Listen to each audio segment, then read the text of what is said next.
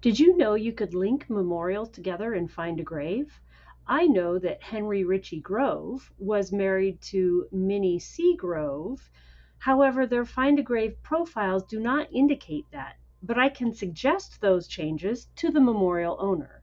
First, I need to log into or create a Find a Grave account by clicking Sign In. I happen to have an Ancestry account, and even though I'm not currently subscribed to a paid Ancestry account, I can still sign in using my free basic plan. Now that I am signed in, I can suggest edits. I will add Cooper to her maiden name,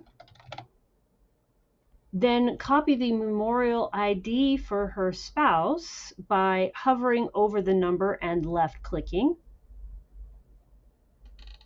then pasting that number into the spouse field. And since I know they were married in 1917, I can add that as well. Then click Save Suggestions.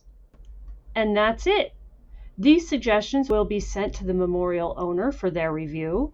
They will be able to approve or deny my suggestions, and I will receive an email once they have made their selection.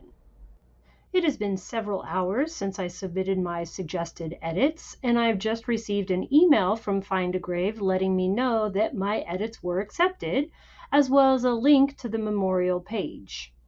However, I still have her page open from before, so I can refresh the page to see my changes in real time. Her maiden name has been added, and her spouse is now listed below, and I can click his link to go to his page.